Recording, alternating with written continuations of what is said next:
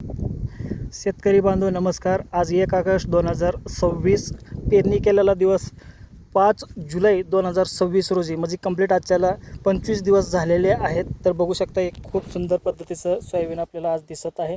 एकदम बेस्ट क्वालिटीचं आणि ह्याला कुठल्याही रासायनिक खतांचा वापर केलेला नाही आहे. ह्याला फक्त सेंद्रिय खतं, किसान ग्रोथ, किसान किंग, किसान डेव्हलपर ह्याची बीज प्रक्रिया करून पेरणी झालेली आहे 5 जुलैला. तर आज 1 ऑगस्टमध्ये पहिली फवारणी होत आहे. 25 दिवसाच्या नंतर कंप्लीट. तर कुठली फवारणी होत आहे तर ती आहे विवामार्टचं किसान ग्रोथ, किसान किंग, ग्रोमॅक्स हे तिन्ही प्रोडक्टचं मिश्रण करून खूप सुंदर असा आज फवारणी झालेली आहे. 1 ऑगस्ट 2025.